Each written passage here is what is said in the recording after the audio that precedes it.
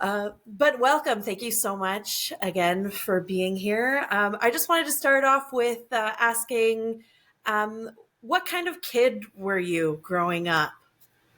Oh my gosh, this is a great question. I was that 100% annoying creative kid. I wanted to do everything. I have this one memory of, I think I might have been about maybe like 6 or 7, and I got the Beauty and the Beast Disney soundtrack on cassette. This is also showing my age.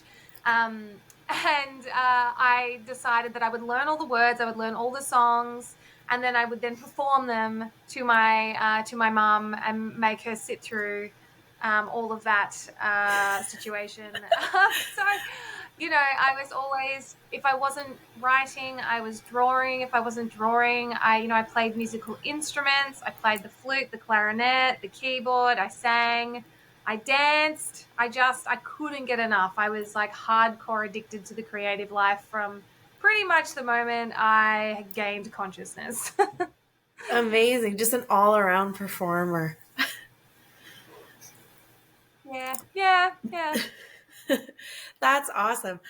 So, how did you get into doing what you do now and getting a doctorate and coaching in creativity? How did you get into that world? Oh, like any semi-sane creative, through a series of missteps, failed attempts at other things, trying. I think I spent a good portion of my life not really caring what the regular path was. All I really knew is that I had this kind of burning desire within me to express myself, and to share my experience and my story. And, I truly believe that life sends us experiences that we're meant to transmute, particularly painful ones, which is, was what a lot of my PhD research was about. It's about the relationship between post traumatic growth and creativity. So, this idea that, we can go through difficult things, and the result of that doesn't have to be a negative experience. It doesn't have to be PTSD. We don't have to be wounded for life. And I truly believe that creativity is the key, or one of the keys, to turning, that downward spiral into that upward spiral. And so, when I finished, when I was 16 years old, we used to have these sports carnivals at school. We'd have like the athletics carnival and the swimming carnival. I love that they called it a carnival because it did feel like we were all a bunch of clowns. But I remember being at one when I was 16, and I was talking to my art teacher, and I just turned to her and I said, you know what? I think I really want to be an art critic. And she was like, she kind of gave me this like funny look and was like, okay, all right, we can make that happen. And, so I sort of really lent into a lot of the theoretical options that we had at high school to learn more about art history and art theory. Um, then I went to university and I did a Bachelor of Creative Arts. And I kind of burnt my way through all the theoretical units really quickly, so I had to pick a practical major, and so I chose photo media. And then I fell in love with video and performance art, and so for like a few years there, I was like, I'm going to be a video installation artist, and I was still writing and still creating in so many different ways. And then obviously, when you hit the real world, things tend to change a little quickly. But I ended up going and caught the travel bug, and taught at an American summer camp called Bucks Rock, which is a performing and creative arts summer camp. And I taught video there. And so I did that for 4 years. And then I was sort of still hungry for more academia and more knowledge. And I was still sort of musing and picking on, what I'd been through as a teenager and as a kid, and processing my childhood trauma as one does in their late 20s. And I sort of went and did a master's in writing because I really loved the written word. And then, as luck would have it, that same high school art teacher had kind of been following my journey and after I finished my master's, had said to me, do you want to come and do a PhD with me? And I was like, what does that even mean? Like, I'm not a scientist. And she's like, you don't have to be. And so we designed a project and I built it from the ground up so that I could explore, this idea of, why do some people go on to thrive after traumatic experiences and not fall apart? And so that kind of led me into working in the creative industries, and I sort of found myself trying to make some money off my writing. So I became a copywriter, and I did that in creative agencies for a while, and then got fed up of people telling me what to do. So I started my own business just before COVID, which was actually a blessing in disguise because everyone was trying to get online and nobody really understood. A lot of businesses and a lot of new businesses didn't understand what you had to do that. So I was pretty much busy 24/7 for 2.5 years of all that COVID palaver. So while a lot of people lost their jobs, I was like thriving. And so yeah, and through that process, I sort of realized the one thing that I keep coming back to time and time again, that is at the I guess like the heart of every expression and interest I've ever had, is the idea of creativity itself. And one of the things I loved doing so much with my clients was really getting to the heart of their ideas and what made them tick, and how they were going to bring that idea to life, which is, that's what creativity is, right? It's this process of connecting the dots in new and interesting ways, rather than thinking of it as this thing that you have to come up with these original ideas. It's like, no, it's all a building block. Everything is built on what comes before it. So and that sort of led me to sort of go, oh, wonder if I can help people with their creativity. And that's when I discovered the work of Dr. Eric Maisel, who's kind of the OG in the creativity coaching field. And I did a couple of trainings with him and a bunch of his courses, and I've sort of just been building that alongside the copywriting ever since. And I feel really, really lucky to still be doing what I'm doing, considering how much of a dumpster fire the world is at the moment. Yes. And but still, it's in these times of like great crisis and great destruction that new creation comes. So I'm actually kind of looking forward to seeing, what the rebound is from the dumpster fire. Yes, yeah. And you would know, as going through history and watching like the different time periods and what kind of art comes from like each phase of what the world is going through at each given time. So yeah, yeah, it is as much as it sucks, it is a great rebirth of creativity coming for sure. And it's what I can, it's one of the beautiful things I love about the concept of post-traumatic growth. One of the ways that it tends to manifest in people is that they develop this capacity to see new possibilities. And to me, that just screams an invitation to be creative, because that's what we're doing, right? It's like we're either trying to make something better, we're trying to solve a problem, or we're trying to highlight and spotlight something that we want people to pay attention to. And to me, that's all that screams new possibilities. And that's really, I think, why you read all these articles about how important creativity is in business, and how it's one of the most prized soft skills moving forward, particularly in the face of things like AI and technology and the climate. We need new solutions, because obviously what we've been doing, that shit ain't working. Yeah. Yeah, 100%. And do you think that the spiral up is the difference between people who can thrive through things like COVID and the world shutting down, and people who have a harder time with changes like that? Yeah. Oh man. I want to be really careful about this too, because I don't necessarily think that that ability to spiral up. I don't believe it's tied to or only for a particular type of person. I think it's a skill. I think it's um I think it's a mindset and a perspective and a way of looking at the world and your life, and the way of looking at events as not just things that happen to me, but things that are happening that I can leverage or, take and create something from. I think there's so many other things that affect, someone's capacity to do that, especially our mental health, our background, our trauma, our, the environment that we're in. There are so many things that affect someone's capacity to be able to spiral up.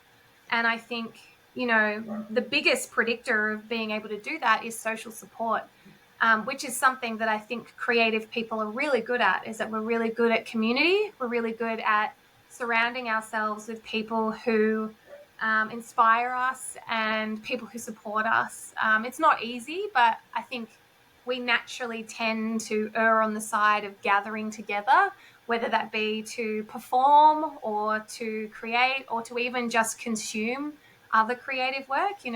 A lot of creative spaces are designed around community, which is why I think, having that tapping into that innate creativity is one of the fastest ways to help you move through, these difficult times and, these really stressful moments. And it can be anything from, the death of a loved one to losing a job to even something small, like you have a bad sleep and you wake up in the morning and you've got a crick in your neck and you just feel, you can feel that toxicity and that like nasty, icky voice coming through saying like, oh, like I don't want to do this day. I don't want to work with this client. I don't want to go to my job. It's like recognizing and using your creative energy to flip that script and turn it around into something that you can actually move through and move forward on, rather than letting it be something that just constantly drags you down. Right. And what is spiraling up? Yes, I love that. So it's essentially, it's a term that I coined that kind of brings together these two concepts of creativity and post-traumatic growth. When I think about what it feels like to be creative, what it feels like to take my pain and turn it into something beautiful or useful in the world, to me, that growth journey, it feels like a spiral. And what I mean by that is sometimes, we feel like we are being like catapulted through a growth journey, right? We move so fast. So it actually feels more like a really tightly wound spring where we just go straight up. Other times, and this is probably the more common experience, is that we feel like we're not going anywhere. We feel like we're not moving at all. Maybe one day we have like an insight and we're like, oh yes, I'm going to take advantage of this, and yes, I know what I'm going to do. And then you wake up the next day and you're like, oh my God, what was I thinking? That was a terrible idea. But then the next day you have that same bolt of energy again. And so I like to think of this creative life that we're on, this creative journey we're on, as a spiral. So, as you get further and further away from that initial idea, the cone of the spiral gets wider and wider and wider. So you actually travel further. It takes you longer to get around to and to make progress. It's very, very incremental. It's a very, very wide journey, and so it can feel like you're sitting on the spot, but actually you're always making progress because you're not the same person you were yesterday. You're having new experiences all the time. And so this concept of spiral up is really grounded in the research on post-traumatic growth, which comes out of positive psychology. Tedeschi and Calhoun are the two researchers that pioneered it back in the 90s. And what it does is it posits that it's possible to experience positive growth after trauma. There's this sort of split trauma into two categories. You've got your big T trauma, which is like life-threatening, world-shattering, like natural disaster level trauma. But then you have these small T traumas, and this is the stuff that I tend to focus on. It's like the little things that happen to you personally that you can still function when they happen. But over time, they actually compound and can be more emotionally damaging than one big T trauma. And I don't think that we pay enough attention to the little T traumas, especially in today's world. And so the way that post-traumatic growth tends to manifest in people is in 5 specific ways. People tend to have an appreciation of life. So they're able to see the good rather than just the negative. They have a greater sense of their own personal strength. Their relationships tend to deepen. They have some kind of spiritual or existential change. Meaning is that they know that they're not the same person they were, and that maybe they're looking for something a little bit more meaningful and deeper out of life. And then lastly, I mentioned it before, the capacity to see new possibilities. And so this journey of spiral up, I believe, is using that post traumatic growth research as a blueprint. So it's like thinking every day, or when you're in a tough bind, or you're feeling sad, something awful has happened. It's like, okay, how can I tap into those 5 things? Can I look for something good, even if it's something small? What makes me me? What are the best parts about me that I can amplify right now? Not my weaknesses, but the things that are unique and quirky about who I am as a person. um how am I different? How have I changed? What meaning do I need to make from things? Who can support me? Who are the relationships around me that really get and really understand, and who I can count on? And how can I spend more time with those people? And then lastly, it's like, well, what's possible now from where I am right in this very position? What's possible for me? What's the next smallest logical step? And what I find is, even with the little stuff, if you kind of use those steps and run through those in your head, what it does is it gives you back your agency, and it allows you to create again. And by create, I mean, like, just do something. Because when you go through tough stuff, like, oftentimes you either you feel like you lose your sense of power, and you lose your sense of self-efficacy. Like, you stop believing that you're capable. You stop believing that you're in control. You feel like something external has taken that away from you, or even worse, like, the ground beneath your feet is gone. So it's like, how can I get my feet back on stable ground? And so this isn't just about creativity or making art. This is like big life stuff, but it also applies to art, right? So it can be really easy when you see someone who is like the same type of person as you, maybe you're at the same level, and they all of a sudden get a bunch of success, and you're left there sitting thinking like, oh my God, what have I done wrong? So I think it's about, coming back to these 5 things over and over again, because what that does is it gives you something to focus on. It keeps you moving. And to me, that process of spiral up could even just be called spiral forward. Is this idea of like, we just want to keep the boat moving, keep moving forward, because eventually something will break. It always does. Like, there's always cut through, but nothing comes from nothing. And unfortunately, trauma, I sort of see trauma and creativity as like 2 sides to the same coin, with trauma being the destructive force and creativity being the constructive force. And so, if we're too much in our trauma, we will spiral down, and we'll feel like we're going backwards. So it's about flipping that coin and trying to get on the other side, so that you bring back that sense of creative agency. Amazing. I love that. That's awesome. I do like the spiral up because often it is a spiral down of, as soon as something goes wrong, I'm worthless, I'm useless, I'll never work again, then shwoo, and it could just keep on going. So true. It's so true. And it doesn't take much for that downward spiral to kick in, and you kind of have to be on guard. And, I know a lot of the personal development gurus say this, is that it's like, you have to keep on watch at the door of your mind. Like, you have to keep that stuff in check, because that's one thing that nobody else can do for you. It's Yeah. really hard to pull someone out of a downward spiral, when they're not even aware that they're in one. So I think, one of the things I love so much about this idea of spiral up is, like, once you hear the phrase, you know that there's another path. Like, spiraling down when bad things happen is not the only way. There's always another way. And once you kind of know, it's like a bit contagious. So even when I have a bad day, I feel like now, because I've been in this work so long, I've been doing this for a long time. I'm like, okay, I can just allow the bad day to happen. I can allow the difficult emotions to come through. And every time I'm always surprised every time it happens.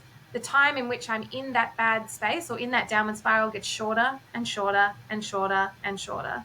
And one of the things that they found in the research too is like, if you've experienced post-traumatic growth, if you've experienced that spiral up, even when something bad happens, the next time something bad happens, you won't go back down to that same bad point. It'll be further up, because that's how growth works.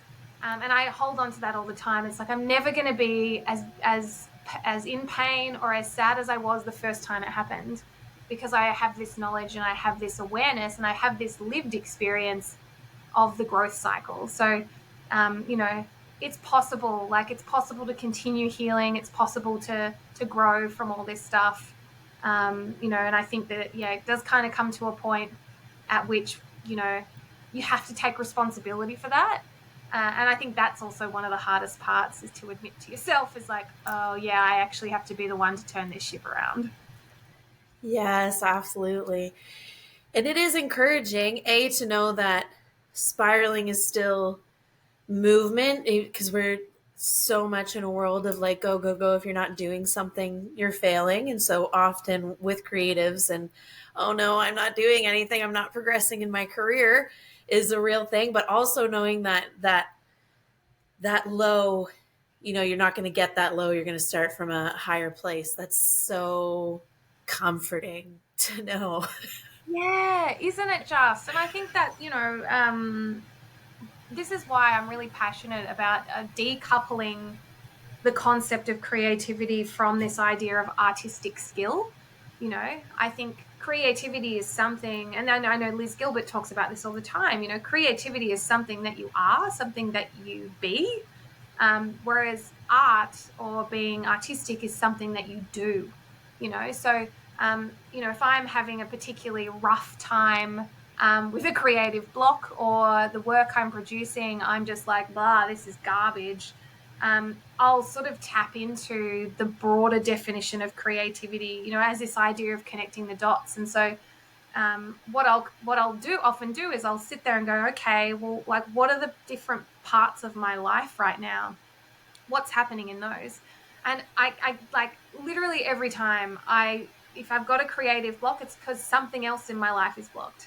You know, nothing Oh, is separate, really? everything is related. Yeah. So it might be that, you know, there's a conversation that you need to have with a friend or a family member, and that's actually what's blocking you from producing your best work. Or maybe it's because, you know, you need more inputs. Maybe you don't have enough dots to connect. So you need to actually go and live your life for a few years, and then the Mm-hmm. work that you end up creating is much richer because there's more inputs and inspiration to draw from. So yeah, I think it's like this. It's a deepening and a broadening of this concept of creativity as not just production and output, but it is like it's an internal process as much as it is an external one. Amazing. When people make creativity their career, what are some common mistakes that you see, or common blockages that you see when people make creativity their career? Oh man, I think probably the first one is like over identifying with the work that they do. So I think we have a tendency, because, and you know, and because so much of your energy when you are a professional creative, so much of your life force, your blood, sweat, and tears goes into the work that you do. It can be really easy to carve off a piece of yourself and leave it in the work, which then means that any kind of feedback that you get, whether it's good or bad, you're going to take it incredibly personally, rather than understanding that, you know, once the work is out of you and in the world, it's not you anymore. It becomes part of culture, and culture is always evolving and changing and shifting. And so yeah, probably the biggest thing that I see is that the over identification. So I am my work, when Mm. really it's like, no, I am a vessel for the work. And so if you can, you know, work on like separating, or at least creating a bit of distance between you and the work, which, you know, the easiest way to do that is with time and space. So putting things down often, walking away, going and doing something else, having hobbies, you know, anything that's going to distract your brain and just allow it to stop thinking about the work for even an hour is great. Other things that I see happen when you make creativity your job is burnout. Because we're so passionate, because we're so sensitive, because we are dedicated, all those beautiful things that, make the creative work so wonderful to witness. If we don't take breaks, which can often be really hard to do, especially when you've got a really good idea and you feel a bit possessed. You feel like the spirit of the idea is kind of taking you. There's got to be chunks of time where you sort of tap out and, just do nothing. Because otherwise, yeah, it's so easy to burn out. I've burnt out probably like 4 or 5 times, I reckon, by now in my life at least, by just, thinking that when a project is done, like I must move on to the next project.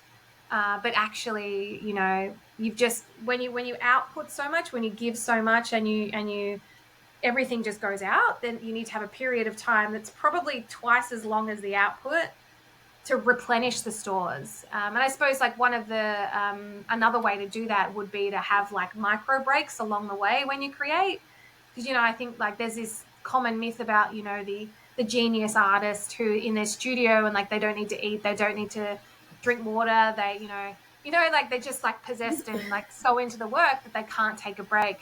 I think that is unrealistic given the current state of the world and late stage capitalism. I think, a lot of us have day jobs. I have a day job. I love my day job. Um, I think it's really important to be connected to the world. That's the other thing that can often happen when you make creativity your job, is that you end up in a bit of a creative bubble, and you don't have a real solid, tangible connection to the real world out there. So oftentimes you'll find, your behavior might look very like people don't understand how you're able to do what you do because they work a 9 to 5 and they go home to their family and they, maybe they have kids and they take the kids to soccer on weekends and, you're off performing in a show like 9, 10 times a week. And, you seem to have all this energy and whatever. I think it's really important that we have people around us from different walks of life to sort of maintain touchstones to what's happening. And I think like it can also be really I suppose one of the other pitfalls I see is that people forget that they can just create for the fun of it. And oftentimes they'll start to think in this commercial perspective of like, okay, every creative thing I need to do needs to make money, when really we need to keep some, 10-15% just keep for yourself, whether that's, you choose to do something in a different medium. So say if you're an actor, maybe you choose to write poetry just for you. We have to keep some things that are for us and for refilling our creative cup, because if we don't, fast track to burnout, or you'll start resenting your actual creative profession, which I've also done that too. Yeah, 100%. You're a big advocate for journaling and doing daily journals and that kind of thing. Why is that? And how is it beneficial? Oh man, I mean, I wouldn't be sitting where I am and feeling the way I feel if I didn't have that practice. It's something that I've been doing my whole life. I have dozens and dozens and dozens of journals that I can date all the way back to when I was like 12 years old, which is wild to look back on. There's so many things that practice that offers and can offer people, if they can get out of the way of themselves. I think that there's a big fear of, if I start writing things down, what if someone reads them? If I start writing things down, what will happen? Like what will I discover? And maybe I don't have the capacity to hold or to handle the deep recesses of my soul and mind, but you can be very targeted. I view journaling as this practice of starting and maintaining a conversation with yourself. And so to have a good conversation, you need good questions. And so a lot of the work that I do focuses on the questions that we can ask ourselves to get the results that we want. So it's not necessarily just about documenting and brain dumping, what's happened during the day, or what we're thinking about. You can actually be really targeted, and you can use it for your creative practice as a sounding board, and as a reflector to sort of reflect back to you where you're at. And I journal, if not every day, probably say like I've got probably a 90% hit rate at this point. Um, and so I tend to focus on, how I can treat myself, and I use it in self in inverted commas because it's a different part of me. I am not myself. It is the self that is witnessing everything that's happening around us. How I can treat myself like a friend, as I would a friend. We have a conversation, we have a chit chat on paper. And I actually was reading, and I wish I kept track of the article that I found this in, but there's some research come out that journaling is very similar to EMDR, which is this, therapeutic practice that uses your eyes. So that uses eye movements to rewire the brain. And that feels so true to me, because when you are journaling, it's like you're as you're writing, you're looking across the page and your eyes are tracking back and forward as you're talking through and moving through different things that are troubling you or different things you want to celebrate. So what I found is it's just one of the most like robust creative practices that I think of as like an engine starter too. So if I want to work on a creative project, I'll typically journal for like 20 to 30 minutes before, just to start, just like let's just get things going. It's like a bit of a warm up. And one of the things is like, you can't create anything, especially for humans, because we're such a communication language driven species. If you can't put it into words, you're going to find it really difficult to put it into another form. So in my mind, the words always come first, and then I let the idea tell me what form it wants to take. And a lot of the time that will happen in the pages of my journal through the course of, the weeks that I'm working on something. So yeah, it's definitely been a practice that, yes, it's for self-care, but it's for creative self-care, I think, more than anything. Amazing. And you have a process of process, product, and practice. And how do they relate to each other, and what's the most important? Yes. So this is how I think about creativity. And I use the analogy of an iceberg, also because I'm quite visual, which I'm sure a lot of your listeners are too. So if you picture an iceberg, as we know, probably only a third of the iceberg is actually above the water's surface. Two-thirds of it, the bulk of the iceberg, is under the water. So if we start with the tip of the iceberg, the part that's above the waterline, that is what I call the product. So the creative product. It's what everybody sees. It's your play, it's your album, it's your book, it's your content, it's your business, it's your, whatever it is that is your offering to the world. It is the part of the iceberg that is representative of your creative energy. Then if we dip just below the surface, which is actually the bulk of the iceberg, so this is like the big chunky part in the middle, it's what keeps the iceberg afloat. It's what structurally keeps it in the shape that it is. That is your process. So that's the creative process. It's how you made the product.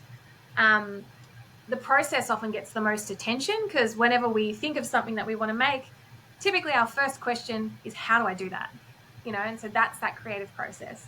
But where I think there's a really big missed opportunity for creatives in this journey is thinking about the last third of the iceberg, which is in the deepest part of the water, the coldest, most freezing, darkest part of the water. It is the tip of the iceberg. It's the creative practice. Now, your creative practice is what you do each and every day that fuels your process, and it is also what allows the product to rise above and come, above the surface of the water.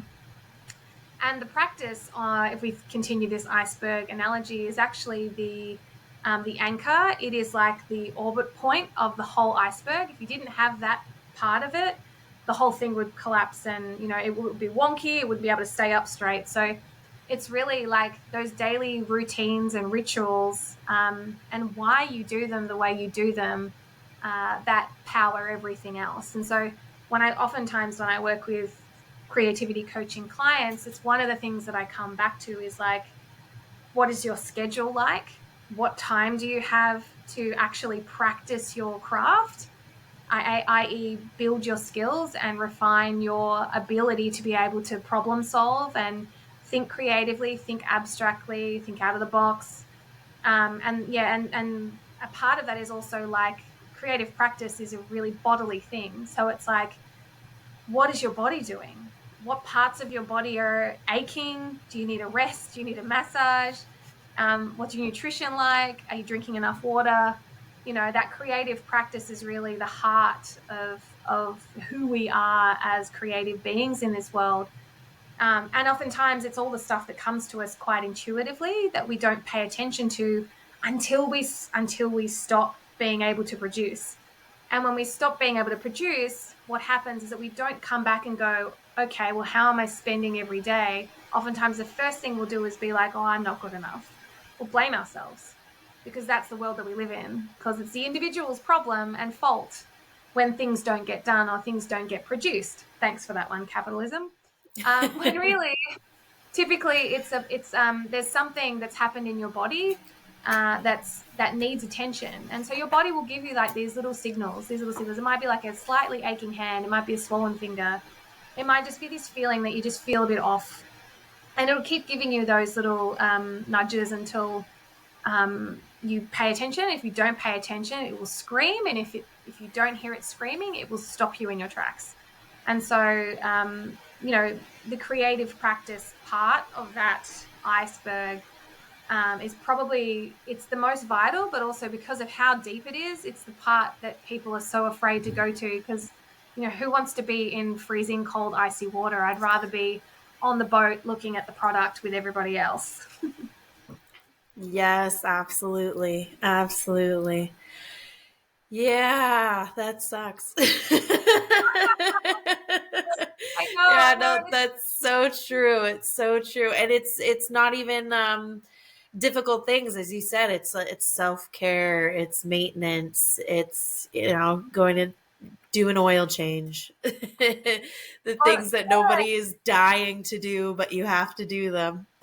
it's all the boring shit that people tell you that you need to do because I think there is this. We haven't even really talked about ego, but ego and creativity, ego in creative people is often massive. Yeah. And your ego, yeah, your ego is what stops you from doing the really boring, everyday, mundane stuff. But I got to tell you, like the moment I actually flipped my personal values from having creativity on top to having health on top, it made it so much easier to be creative because when I'm healthy, when I'm well rested, when my stomach isn't gurgling, when I'm able to think clearly because have the right nutrition, and I'm hydrated, it just makes everything else, all that other stuff just flow.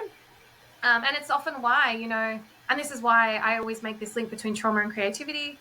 And it's a very privileged position to be in, right? Like, so it's why when people are, a lot of people that come to me that are blocked, one of the first things I ask them is like, okay, do you feel safe right now? Do you have a house? You have a roof over your head? Do you have enough food on the table? Do you have access to support? Because if those things are off, or if you're feeling really stressed about the basics, it can make even creating anything really difficult at times. Or if those things are off, you can actually use them as fuel and as motivation to go after the thing that you want to go after, create the thing that you want to create, because you can use that as part of your why. So again, it's all about this reframing. It's like how can I look at this as an opportunity rather than an obstacle to be overcome? So there's so much we can play with in this space that I think if you again just like double down on that innate desire to be creative and apply it to just everything in your life, everything just becomes a game. And going back to ego and creativity, how does ego play a role? And I think I've battled personally of whether it's necessary or not, or beneficial or not in a creative setting. Yeah, and it's a fair question, and I don't think that there's one clear cut answer here. But what I do know is, the ego is the I. It's the part of you that's like, I want this, I deserve this, or I don't deserve this, I don't want this. So I think that ego is something that needs to be kept in check. And it's like I kind of think of it a bit like a wild horse. It's like you kind of want to tame it a little bit so you can ride it, but you don't want to tame it too much that it becomes passive. So Mm. I think there's like a bit of a push and pull. And I feel like you learn this with life experience, and as you get older, you can tell the right moments when to let that ego out, and the right moments to sort of rein it in a little bit. But I also think culturally, particularly here, because based in Australia, we have a real issue with ego, and being too, what they call too big for your britches. It's this cultural phenomenon called the tall poppy syndrome, which sort of, if you think about a poppy field, what they do is they want everything to be the same height and to look the same, and so any of the poppies that grow up tall, they just lop them off. And that's culturally kind of what happens here. So you have to be really careful when you boast and when you share your successes, and not to make yourself feel or appear like you are better than anybody else, which I know in North America is a bit different, which is why I love coming to North America, because you're all up there, like especially in the US, they just love that, like, I'm great attitude, which I kind of love doing sometimes. Um, but yeah, I think it's a bit of trial and error to find out what feels authentic to you. But I do think for you to get any cut through, you have to tap into the part of ego that's more about confidence and self belief, rather than like judgment or what's the word, like better than attitude. Mm. Because I feel like, yeah, there is like the toxic side of ego, but then there is also the motivating side of ego. So and we know when we're being an asshole. Like, let's just, when you're being like a bit of like a bit, a bit that way. So and also having people that can help you stay in check too, and be like, hey man, you might just want to like just like calm down a little bit. That's helpful. Absolutely, absolutely. That's so funny. Yeah, Canadians are we're more humble and more passive about our success, but yeah, that's one thing that I do like about Americans is they loud and proud about whether they're right or wrong. 100%. And so it's very interesting. So how do you, when you're working with someone, what are some ways that you get your clients to work through creative blocks? Oh, yeah, this is a great question. Well, first of all, I uh, reassure them by saying that anything can be a creative block, period. So, there are definitely common patterns and themes that come up again and again with people, um, which, there's like four or five that I've identified that are typically the ones that block people. But I listen for the language first and foremost. So it'll be little things like I'll be sort of saying, "Tell me what you're working on right now," and they'll start talking, and then they might say something like, "Oh, I really wanted to work on it yesterday, but I didn't have time." Or, my partner wanted to go to the movies, so we went to the movies instead. So I kind of look for little tells that are in the language, which lead me to kind of what they believe is possible for themselves. So time is a huge blocker for people, and the way that I sort of help them move through that is by literally looking at how they're spending their time. So if you find, yes, that if someone's listening to this and they can hear themselves being like, oh damn, yeah, I am one of those people that always says I don't have enough time. Go to your calendar and like track your time for a week, and see what time is available. If you literally have no spare time, that is insane. You need to quit some things immediately, or you need to be more honest with yourself, because we all have pockets of time, even if it's 10, 15, 30 minutes, whatever. Yeah, so it's go through and look at the time, look at how you're spending it honestly, And then I'd say if they don't feel comfortable adding more things in, what things can we swap out? So it might be that you have to be a little bit more selfish. And funnily enough, with a lot of the women that I work with, tend to err more on the side of putting everyone else first, classic people pleasing vibe. And I was like, do you really have to be the one to do that? Can you get someone else to do that? Can you just say no?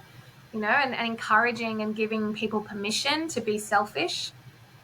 Stephen Pressfield writes about this a lot. He has a great book called the War of Art, which is all about resistance, which is another way of saying creative block.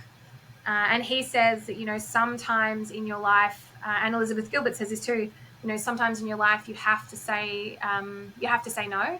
Um, Start with the things that you don't want to do, and then you're really committed when you start saying no to the things you actually want to do. So it might be for the next month, you don't catch up with friends. You just tell them, I love you, but I've got to work on this, and this is the only time I've got to get this done. I have to prioritize it. So there's definitely time is a huge blocker. Another blocker can be skills. Maybe you want to create something, but you don't quite have the skills at the level for the idea that you want it to. So then it becomes a conversation about, well, who can you learn those skills from? What can you do? And dedicating a bit of time to doing that. Another huge block is mindset. So it'll be oftentimes actually the way that this one manifests is a bit sneaky. It might come out as like, like I want to do this, but like, does anybody actually care? Like, does this even matter? Like what's the point? Like, this isn't saving the world, or it's not changing the planet. Like, who am I to like kind of do that? So that then becomes a question of like bringing it back to the individual and going, well, it may not change the world, but what if it changes you? And changing that internal narrative to one that's more, I don't need to worry about the outcome. All I need to do is show up and help the idea get legs and come into the world. That's all my responsibility is here. It's not up to me to worry about what impact it's going to do, because I think part of a creative block is when we either look too far behind us and we allow our past to block us, aka, well, I didn't work on it last week, well, why am I going to work on it this week? Or I tried to work on it last year and I failed, so what's the point of trying again? Or we look too far forward and we put the cart before the horse and we go, I want to write a book, but then maybe actually the idea that you're working on is better served as a video or as a movie or as a dance, but you've kind of cut off that possibility because you saw someone online who's also writing a book, and you want to write a book because everyone's writing books right now. You know what I mean? So I think what other people are doing can feed in and become a block, especially when you see the highlight reel online that's showing you that everybody else is being creative, but you're not, because you're sitting there watching their content. So I think, there's so many ways that things can block us. Also, like lack of sleep, all those basic things we talked about with the practice before.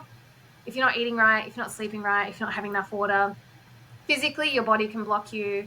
Also, trauma is a huge creative block. If you don't feel safe, you're not going to want to create anything. So if that's you, if that's where you're at right now, focus on creating that sense of safety, and you'll be surprised what happens when you feel safe. Like literally, like even positive things can become a creative block. Even too much creativity can become a creative block. Have you ever been in the situation where you get one idea and then all of a sudden you have 12 ideas? Too much creativity. Now I'm blocked. I'm paralyzed. What do I do? What do I do with all these ideas? How do I figure out what to work on? So the work itself can block itself. And so this is where I think I always come back to a bit of a mantra around it's you're holding the vision loosely and you're trusting the process deeply. And so I come back to the practice and the process, and I forget the product if that's the case. And it actually doesn't matter what you work on. This is something that I've learned over the years. Like, it doesn't matter what idea you choose. What matters is that you commit to it and you say, yes, this one is the one that interests me the most. It's me the most excited. It's the one that I could talk about until I'm blue in the face. That's the idea I'm going to work on. Whereas if you just pick the one that you see someone else working on, or that you're like, oh, that looks cool, like you won't do anything with it, like guaranteed. And that actually, that was a bit of advice that came from my PhD supervisors. It was like, whatever direction you choose to work in, make it be the one that keeps you up at night. Make it be the one you have the most personal buy-in, otherwise you will not finish. And they see it, because they see it time and time again. It's like, don't do what you think we want you to do. You do what you want to do, and we'll show you how to craft it into a academic project. So, just be aware that it comes back to you. And Rick Rubin says this about putting the audience last. It's always about you. It's always about the creator. What lights you up the most, because also that'll also be the most authentic. Absolutely. And is that tied in with people's why? You hear all the time, find your why, find your why. And how do people find their whys, if other than I know one would be the project that lights you up, the project that keeps you up at night. But when they're faced with blockages, what what how can people find their why from there? Yeah, I think it's such a difficult question, because it's so hard to turn that lens around on yourself, because you're so close to your life and the work and what you do. But I will typically direct people to two places if they're struggling to pinpoint their why. One of which is to the work itself. So I will ask questions around, let's look at other things that you've created. Why did you create that? Why did you create that? Why do you create that? And we look for a pattern. So it's like this idea of, you can't see your career until you look back at it and connect the dots. It's the same thing with your creative work. Like, if you look back at the different things that you've done, um, and usually this is for like mid-career artists that are sort of facing that mid-career fatigue, and like you're feeling a bit lost and a bit aimless, like stuck in the creative desert of like, I've been doing this for so long, I feel like nothing's moving. Again, being on that spiral, and it's just really, really wide and you can't see the progress. But if you actually stop and look back, and look for the patterns in your work, you'll see very, very clearly and very quickly what that why is. And then the other place I'll send people, if they're not sure, is like, I will send them to their life experience. So it's let's look at the things that you enjoy doing. Like, what are the topics you always talk about? What are the movies you always want to see? What are the books you always want to read? What are the conversations you're always having? Also, like, what do people always ask you about? The evidence is in our lives. Our why is already, it's something that, it's not something that you have to pin down. It's something that I think you have to live into. And so it's okay if you can't articulate that in one sentence or in 4 words, like for a tagline on your website. It doesn't matter, you know.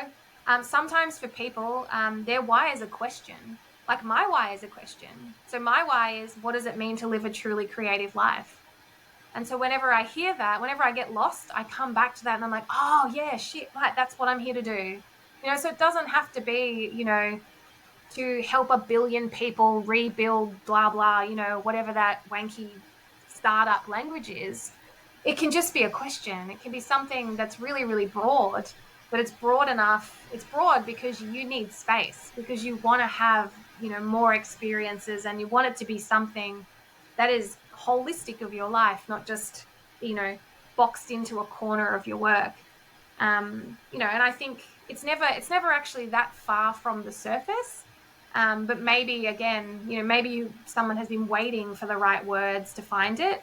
And so then, if they still don't know, and they've got a list of, topics that they love, movies, books, podcasts, I'll be like, okay, now I need you to go do a deep dive for like a month and just watch and consume as much of that stuff as you can, and just take note of any words or phrases or images that really deeply hit you. And the stuff that just like cuts through to the core, that just stops you in your tracks, and that you're like, whoa, you get this feeling of like, almost like presence, this real deep presence from witnessing something. That can also be a really helpful activity. But yeah, I think it doesn't have to be, also doesn't have to be super meaningful or deep to be powerful. It can be really simple. And, maybe someone's why is that you just want to leave the world a better place than when you found it, or you just want to solve problems, or you just want to create beautiful things, or you just want to make people laugh. Like, that's enough. Like, it doesn't have to have a quantifiable, measurable freaking KPI attached to it, you know? Absolutely. I like that. Thank you. Oh, on your website, you say that you can't do creativity alone. Why can't you do creativity alone? I am very bad at, especially in this economy. Um, our actors have to do everything. We have to direct. We have to write. We have to make our own production. It's encouraged that if you're an actor, you have to do a bunch of other things as well. And I do love doing everything myself to a fault. And so, why is it important that you don't do creativity alone?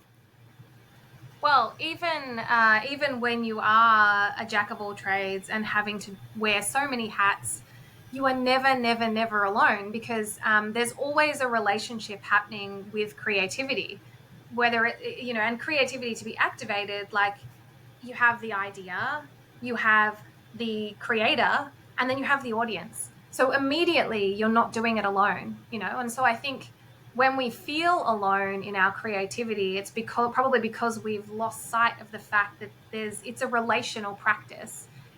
Creativity is something that happens because there are multiple things trying to be brought together.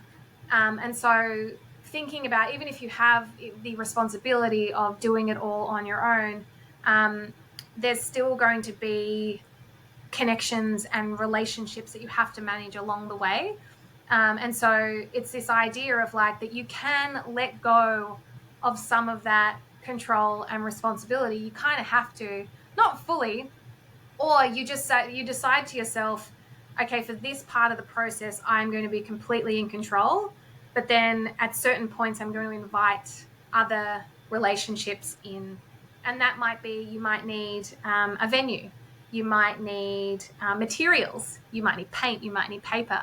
And so they're all relationships. So we're never alone. We're always fully connected. And I would argue, actually, that when we're being creative, we are the most connected we are, not just to each other, but also to the universe and to ourselves.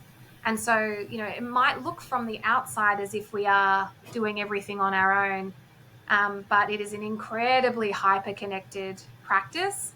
And I think it would be good to remind ourselves of that, especially those moments when you're like, I am toiling away, nothing is working, I'm on my own, I want some help, and that's the other thing too. Like, you can still get help and still retain control, as long as you communicate and you honor the relationships. So yeah, and I mean, you you gain so much, and ideas blossom in ways that you would never expect when you allow and invite other dots in to be connected. So, that would be my invitation to you, is to go, okay, what parts of this process are really important for me to do on my own, and what parts of this process can I share the load? Not like outsource, but share. Amazing. So good. Yeah. Very true. Very true. It is never truly a lonely process. Is there anything you wanted to Yeah. talk about further, or you wanted me to ask you before we wrap up? I will Oh my end gosh, with no, I just want asking to, like yeah, where send. people can find you and whatnot. Yeah, yeah, yeah. Oh, I mean, I think I've yapped enough for everyone today, and there's lots to chew on. Like, I'd be curious to see what your listeners think, and what lands and what resonates. But yeah, if Absolutely. anybody wants to continue the conversation, you can find me. I am a elder millennial, so I am on Instagram. Is probably the primary place where you can find me, which is at Marion Piper Creative. And then my website, which is drmarianpiper.com.au. But yeah, it's been an absolute treat. I love these conversations.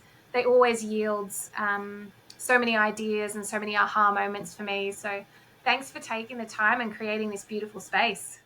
Oh, thank you so much. I so appreciate it. And thank you for taking the time and meeting at what time is it where you are? What day? Yeah, it's Wednesday and it's 11 a.m. All right. And we're at Tuesday, 7 p.m. here. That's amazing. Oh, the future, the That's future. right. That's right. Is the future bright? I mean, bright as in blinding. I'm like, Absolutely. Well, thank you so much. I so appreciate this, and yeah, if you want to connect with Dr. Maz, head to the website and follow on Instagram.